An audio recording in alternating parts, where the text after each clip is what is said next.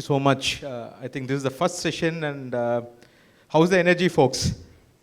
With all the dance therapy, all good? Right. Very important topic that we are going to deliberate. I have a diverse panelist. It's truly diverse. People coming from academia, from one from manufacturing, healthcare, and it's all completely diverse. I think we are a very inclusive team here, right? Um, right. The topic is like, how do we really build a strong talent acquisition team? Before I really my job is very easy, just to kind of ask questions. I'll make them uncomfortable. Are you okay? Yeah. All right. Before we really start, I was reading yesterday a research from BCG, and then it had a very important statistics that they really presented. You know, by 2030, what percentage of the job would still continue to exist, which is existing now? Guess? 10%? You are very audacious. Okay? Any show of hands? Just a guess, yeah? 30%? 42%, isn't it? Oh, okay, where does that 42 came in? All right. So let me just break the silence. It says like 85% of the job that exists now may not exist in 2030, right? So that is really telling. What does that really mean is the talent landscape, the job market would really kind of change over the next 6-7 years, right? So with that, I want to really start off with my panelists out here. Akshit, why don't you start from you, because you are next to me, right? So with the statistics that I had really kind of put in place, I just want to really hear your thoughts. How has the talent market space in your industry specifically changing? That's number one. And if it's changing, what are the key drivers? If you can just throw some light, that would be extremely useful. Sure, absolutely. There is a lot of movement happening in India from a talent landscape perspective coming around. We are the world's largest, for the lack of, I would say, producers of highly educated talent coming in. There are a lot of companies which are setting up sectors in India, especially if we talk about pharma, biopharma, biotech, which is where Thermo Fisher Scientific is primarily present. This is a new area which is evolving in India, and I think COVID also gave, while keeping the other things aside, COVID was one place where a government opened a lot more in terms of investing in research, in R&D, and how can we manufacture. This is a place where the talent is now moving, where you have opportunities, even if you are not from a pharma background, even if you have done engineering, you have instruments coming around. If you are from a core pharma, you have done your medical, you have done your engineering, you are diploma holders, people are moving in. So the sector is evolving. It's just about the area you need to choose around. Specialization is coming in, and that's exactly what, like Vardha, you said, 85% of the jobs will change. And that's where we are seeing more major trend change coming in. Yeah. Post-COVID, I think things have changed. And with specialization coming in, you see this is going to be the new reality, right? Fantastic. So let me now, Sunita, just go to you. If this is going to be the new reality, do you see the new reality will be employer's market or employee market, right? If I say that, let me just add a little spice to it, is if it's going to be an employee market, which is going to be, I'm just guessing that is what that you're going to say, how true is going to be the candidate experience? Absolutely. I mean, I think, Vardha, it's a very relevant topic today, because I come from an industry, which is into cloud services. I would say our talent lies in a very niche area wherein you're looking for tech talent that is dealing with the new age technology. So if you're going to talk about, how exactly candidate experience, really influences here, are we going to be an employer market or an employee market? I think it is completely an employer market, wherein you have to be the employer by choice. You have a talent out there that is highly dynamic. You have a talent out there that is well, I would say educated, because from a point of view of how educational institutions, I think even Dr. Bhatia would support saying that they come up with new, learnings. Their curriculum is completely designed for the new age requirement. Now, are industries prepared on that angle? Do you have jobs that are redefined? Because you need to really move out from a very traditional practice to a new age practice. So what are those new age practices? How do you bring in AI? How do you create what is called an experience for an individual when they are engaging with you? I think that is the new trend. So having been from, or I would say having been working in an organization where you're dealing with niche talent, I think it is an employer's market wherein you have to focus on the organization for the simple reason as to what opportunities you're creating for them, what experiences are you creating for them to choose you. You no longer can choose your employee has to choose the organization. I think that is the area we're getting into. Okay, so employees have to choose you, right? Prof, I just want to really kind of hear from you. I think both what Akshat and Sunita, they were very loud and clear. The market is changing. It's more an employee market, right? Do you still feel that academia has really bridged the gap what the industry wants, specifically with this evolving, changing market? What's your thought? Oh yes, thank you so much. Good morning to everybody. Namaskar, namaste.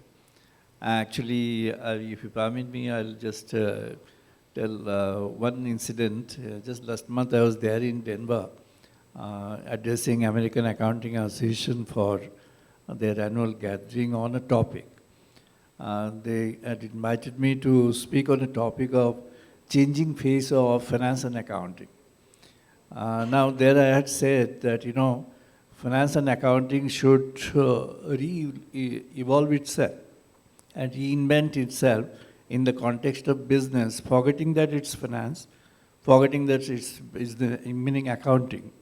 So it's accounting for business, finance for business, marketing for business, manpower management for business, and everything focuses on the business. So, if you look at the kind of song in the performances which are now very attractive to young people, a monotone song, say for example, a devotional song, your film song, and the social song, song of love, all these are getting mixed up in a thing called fusion.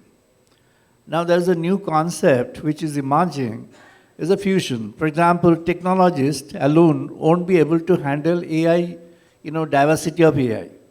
Meaning in order to handle that, you need to have a proper, knowledge of the business, knowledge of function, and the knowledge of the platform, the technology, and the mechanism. So this kind of fusion is yet to be accepted and adopted by the university systems. And in our business school, what we do is, we have created a thing called University Plus. And in that, what we do is, keeping this in mind, there are a lot of things which are undergoing changes.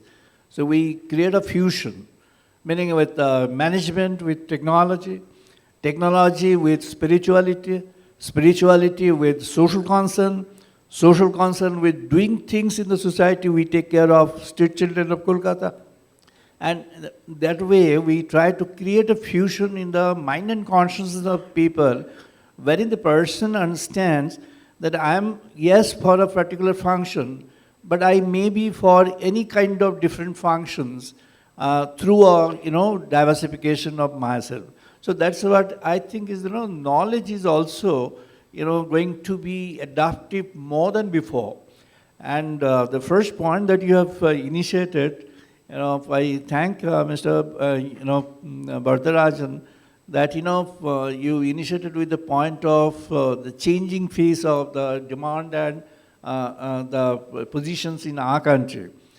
I tell you, 2010, I had addressed Pennsylvania, this, Wharton, on this entrepreneurship.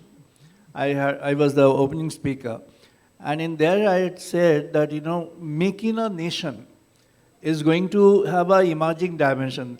Now, Make in India has become an emerging dimension. And you don't know which area the industry is going to branch out. industry is going to branch out in different areas. So if we find that jobs are getting depleting and getting demolished through some mechanism of industry and changes in the business process, there will be new job emerging and taking place of that. Like if we look back at the advent of the computers in 80s, 90s, for example, in India, and 80s for the world, you'll find there was a rumor, there was a, there was a fear. Now the fear is just reversed by the creation of job. Similar kind of things are happening. I'm very positive about it, and I find the young people are very, very adaptive, and much more than when we were at their stage. So I'm very positive that I find that a lot of things would emerge, and world will be better, not worse. Thank you. Yeah, Prof, thank you. Yeah, I think that's a resounding yes to your response. What I really liked is that fusion. So maybe I will borrow this from you in the next conferences, right? So it also tells like, with that fusion in mind, I think we are building a talent who are really fungible, right? Fungibility is a very important element, is what that I'm taking, fusion and fungibility. With this, Vishnu, I think with all of this, like with the changing landscape and employee being in the center, employee centricity, customer satisfaction, and fusion and fungibility, how important is employer branding, right? I think this is employees market is what like very clearly coming out. People have multiple offers. Why do you think that an employee have to choose an organization? What does branding to them mean? And what are the key levers? This is an amazing point. When you try to do, when you are the last area, so it's actually connecting all these lines which each one of my panelists touched upon. So branding connects, and this world is a digital world that we are all living in, and we are talking about hiring millennials and alpha generations. And the first thing they get a call, the first thing they do is all web browsing, right? What is it? Where do I go? Who am I getting reporting to? First, who is my manager? Right? So they do entire scanning. What are my credential of my managers? So everything, more than we screened, the candidate screens us. So hence becomes the most important piece is branding here. So I would really recommend even the smallest, in fact, startups have amazing branding strategies. It really goes back, and startups are building on EVPs. EVP becomes a core part of branding. So I believe the key levers I would really define is EVP, a strong EVP that connects to the mission, and let's not overpromise something that we cannot deliver as employer. So be very truthful to us. If we really can live our vision, mission, and connect our EVP, then I think we have an excellent, we can really thrive in this employees market. Thank you. Very well said. I think don't overcommit. I think branding have to be lived internally first before we even take it out to the market. What I really liked in your response is the EVP, like employee value proposition. I've been meeting a lot of professionals. I'm not sure how many of us like we actually bring an EVP to life, right? That's extremely essential.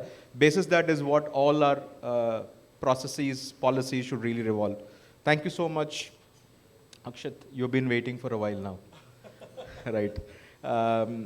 True to the topic, right? The topic is how do we really build a strong talent acquisition team, right? I think what has really changed in my view is after this word of chat GPT is most abused word now, right?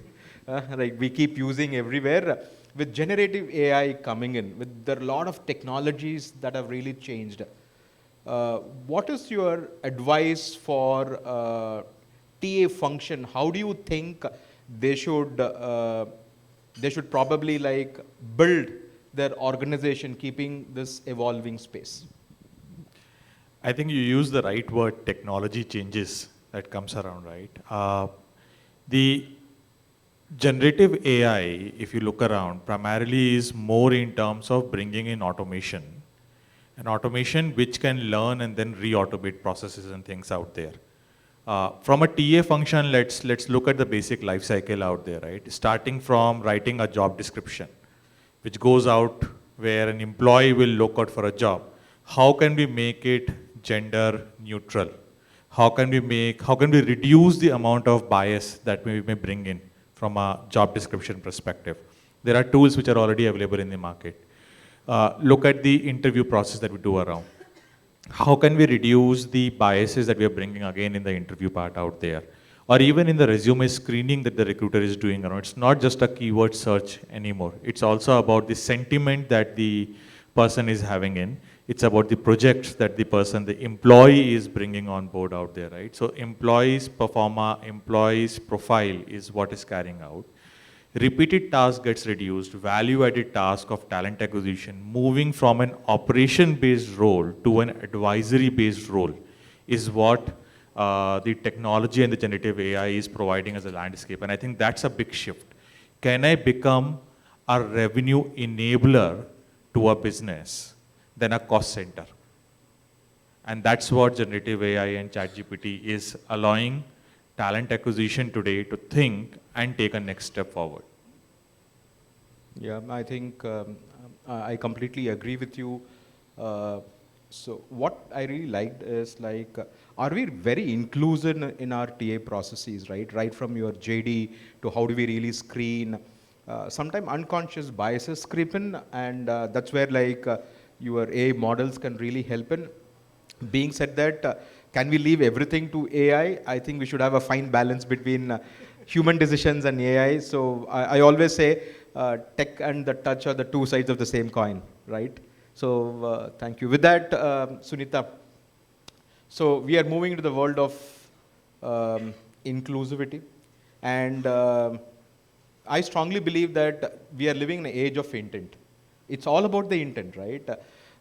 If we don't kind of understand the intent of our consumers in the talent market as talent, we need to really understand how important is the feedback loop, right? We go through a process. How important is the feedback loop that governs the customer centricity? In this case, I would say like candidate centricity. Can you throw some light? Yes, absolutely.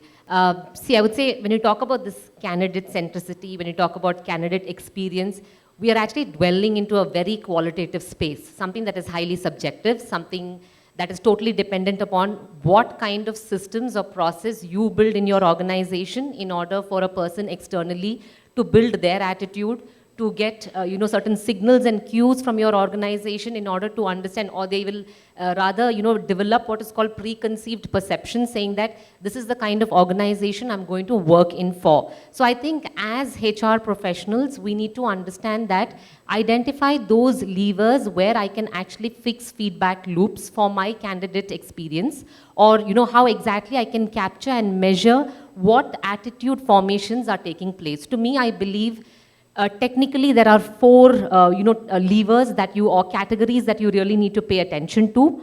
One is your brand reputation. So when I say brand reputation, you need to measure how exactly your brand is showcased. I mean, obviously now we are all on the digital space.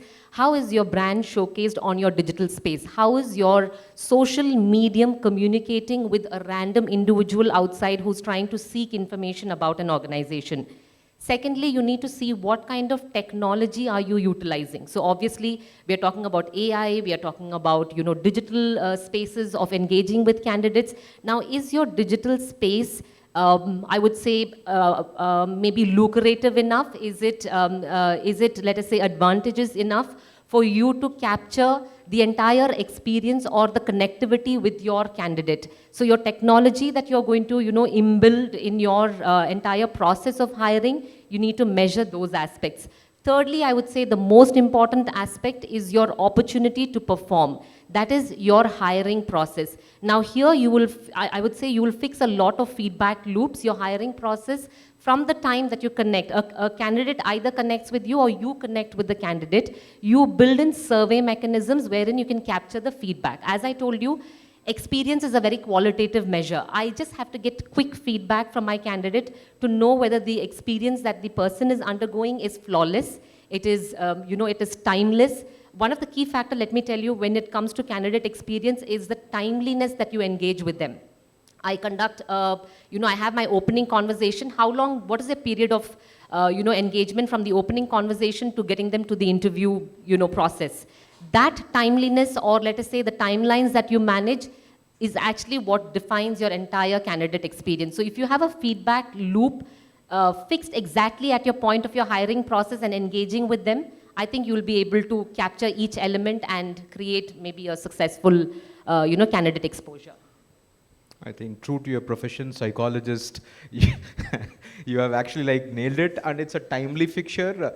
And you spoke a lot about the process, right? So let me also double click when we really kind of want to take feedback on the process, how the candidate had really experienced. There are three levers, right? They experience recruiter as one lever.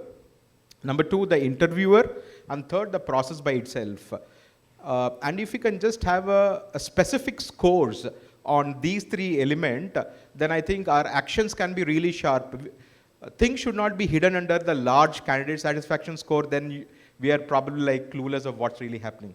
And most importantly, timely intervention. Thanks, Sunita. Prof, coming to you. I'm not going to lose that word fusion. Oh, that's right. Right, so I'm going to ask a little bit provocative question, right? Sure. So with fusion coming in mind, what really happens, the general practices students intern in the organization. Why they really do, to really understand what's really happening, therefore they can marry, fusion can happen between the theory and the practice. Similarly, should professors intern in the organization? What's your view? Oh, sure. Yeah, I was there in organization. I used to, run a marketing function of a government organization long back. Well, so I've got a, experience in that also, and I believe in that. I'll tell you, about two research findings. One is by Harvard Business School, published in HBR. That was, about the abolition of HR as a function. And that was published in Harvard Business Review also, that HR as a function should be abolished. It may sound very critical. It's not. Don't worry, because HR will have a superior role. And the other one is very recent, just a few months back. King's College of London, one of my colleagues, meaning one of my friends, he's, research scholar was there, and he has come up, his name is Bobby Duff. He has come up with a, he was heading a team of research scholars, and they did a survey of age group 14 to 25 on what they want to value in life, and whom they wish to, and whom they do, respect for their decision making. And the wonderful finding that people are giving value to his or her own understanding, conscience, and at the same time trying to take cues from what's happening around in the world, not in the close vicinity. Meaning your family, your seniors, your parents, they are important, but not that important. I am important, but more important is the world. So, they're taking cues from the world. So the global issues are coming to the mind and they're influencing. So when it comes to fusion, you see, HR has evolved so much of changes, you know that. I've been teaching 40 years of management, I know. I wrote a book called Mother Leadership when I was teaching at IIM Calcutta, Joka. And that's a long back, 1995. So it's 30 years ago, almost. And there I had mentioned that, the leader, meaning a corporate leader, should be a person with the mind of a mother. Not a mother by gender, but a mind of a mother, where the qualitative dimensions would become very important. As Madam has mentioned, subjectivity is important. Yes, it is important. Now, when I'm saying fusion, is the technology, functional acumen, or functional expertise or excellence. On top of everything, it should be the value. The values, meaning the attributes. In Bhagavad Gita, you will find there are two different types of attributes Lord Krishna is mentioning to Arjuna. Daivi guna and Asuri guna. Daiviguna, Ditikshamaha, Damahastayo, Saucha Indriya Nigraha, Dhir Vidya, Satyam Aksharodaha. There are 26 properties that he has mentioned about. These would make a person as a divinely personality. I guess that's not needed for the monasteries because monasteries are not doing the fundamental functions of the society. These are needed for corporate. I wish a time would come when each corporate will have a functional leader who would be a corporate, Janaka, meaning a person who is a leader, a Rajarshi, a leader at the same time a rishi, a sage, a person with a noble heart, noble mind, noble conscience, and at the same time high level of efficiency and expertise, which that may come. That's what is my meaning of fusion. I wish my students, my scholars and everybody follow that, and I keep on giving them advice this way. This is what I wanted to mention. Thank you, sir. Yeah. Thanks. I think you have touched a very important spiritual quotient to make sure that we address the whole being, but just not your the mind space, the intellectual capability that we really bring in. But with that, I also want to place a request if profs can really intern in the organization that can actually better the fusion, they understand what's really happening in the evolving landscape, which can really kind of translate back to academia. Yep. So with this, coming back to Vishnu. So let me kind of maybe ask this the last and then maybe throw it up to audience for further questions. With all of this, right, there are limitations as an organization have, we aspire a lot of things. When we promote as an organization to the outside market for the employees as such, right, do you see any challenges with respect to branding? Right, all of us know what is employer branding, but when we promote employer branding, do you see any challenges that organization face, and how do you think some of those can that we can really overcome? Do you have any suggestion, best practices that you really have? Sure. Thank you. That's a great question. So I have two things to ponder upon when I talk about challenges when it comes to branding. So point number one, it's basically how we manage our exit folks, the resigned employees, right? How we treat them, because they become our ambassadors when they go out. And they are the ones who's going to leave a lot of comments where you being in HR, you have to, start doing so many things underground. So start from that aspect. So the way we treat new joiner, please treat the resigned employees in the same way. I'm just throwing a challenge, and plus maybe the best way is these are the guys who can actually build our brand when they go out in the market. I'm sure we all know in meetings we talk about, in my previous organization, this was the practice. So how do you think that's coming out? It's all how you've been experiencing that organization. So it doesn't go out so easily. So always we have this quote, in my previous setup, I've done that. So it's always about good that the way we actually encourage our new joiner, we should also manage. So as a best practice, what we do is, we have a small farewell setup that we do. Although it takes away business times, we fight with leaders, but we give that half an hour time to the resigned employee, asking everyone to speak about that person. And when the person goes out, he plants a small sapling in the plant, in the memory that he served in the organization, irrespective of the tenure that he served with the organization. So he leaves with really heavy heart, right? So that is one area Fabulous. that I would say. Yeah, and I hope it's both for he and she. Yes, absolutely. I'm sorry.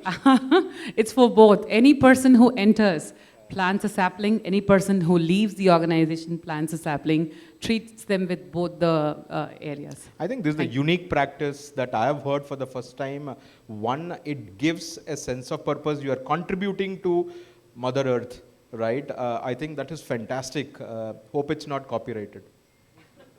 Right. I think great finish. And this really talks about the employee value proposition. So it's not that we treat them respectfully, inclusively when they're there. When they go out, you should extend the same because they become your extended arm of your ambassadors, right? Fabulous, diligent. I can take about like 2 questions. The fastest finger. Yeah. Good morning, everyone. My name is Raji Thomas, and I look after the campus placements of Indira Group of Institutes. And my question to you is to Mr. Varadaraju, because he is the one asking questions to everyone. Oh man. So, and looking at your expertise, I think we deserve an answer from you. You asked a question to Mr. Banerjee saying that what are institutes doing to match up the requirement of workforce in industry. My question is reversed to you. What is industry doing to match up the requirement in association with campus for better placements?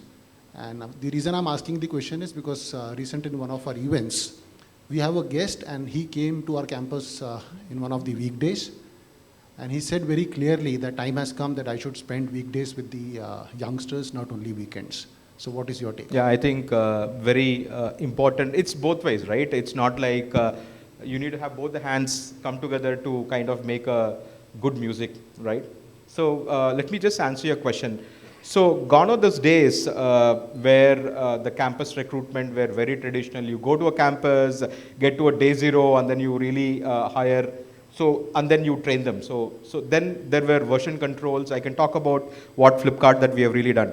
What we have done is we have kind of democratized hiring. I really mean democratization of hiring. What does that really mean? We make sure that opportunities are available across India and for all institutes. It's impossible for any organization to touch all institutes, right? But then how do you really kind of give the opportunity for all the talents? So we run program. For example, today is the grand finale that we have. Our flagship product of engineering hiring called Grid, right? We have actually like got nominations close to like 10,000 institutes and record 4,76,000 registration, right?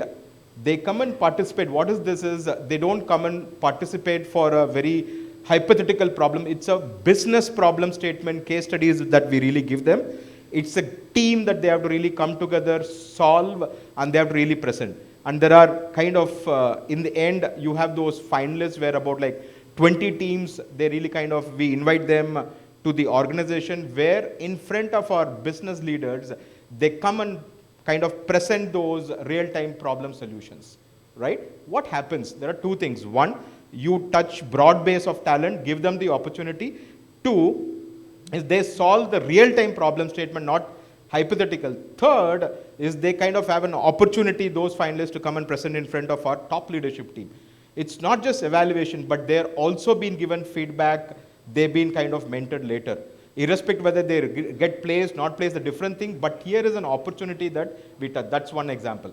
2, there is a deep collaboration of industry academia. For example, I kind of collaborated with one of the professors in Indian Institute of Science in the field of entrepreneurship, right? It's a deep research of 2 years, and now that is turning into an academic book, right? What that really also means is professors understand what that the entrepreneurship mean truly from an industry standpoint, and then like we try to really partner and then build it back to the community in terms of a case study, which is a real time, right? So that the 2 examples, I think I can go on, but then we have a limitation of time. Hope I answered.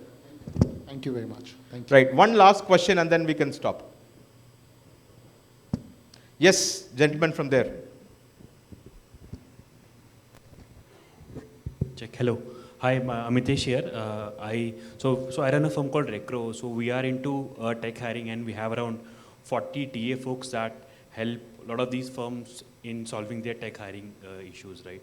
So my question to Sunita ma'am, you mentioned in the initial conversation we had that discussion about employee market or employee market, right? So and in my opinion, it keeps on changing, and there is no set time that this will be going to be only a candidates market or an employee market, right?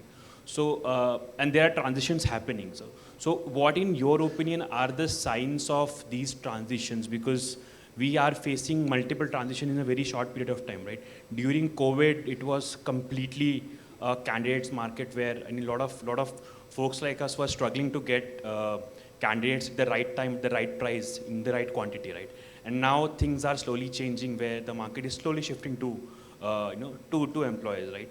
So what are, in your opinion, what are the major signs that when we, see from a market perspective that there is a shift happening right now, so our TA teams can be prepared to handle such situations? Perfect, very good question. I would say, when you talk about, rightly you pointed on the pandemic situation, which changed the entire market scenario.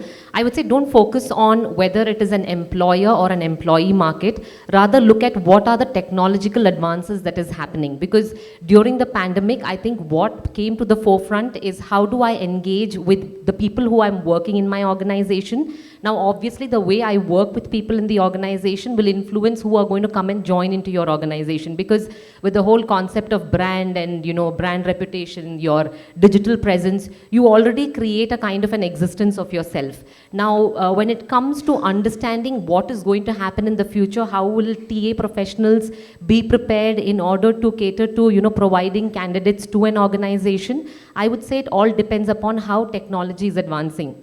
I think Vardha very rightly pointed on the fact that what is going to happen to jobs. I think that's a question we need to answer because even in our company, obviously, we are into cloud technologies and I do know how much of jobs can be impacted because we are getting into the space of automation and AI.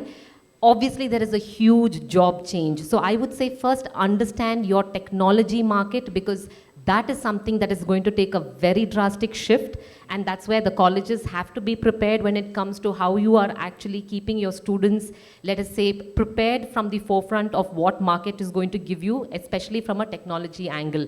To me, I would say, let the focus of employer and employee be less.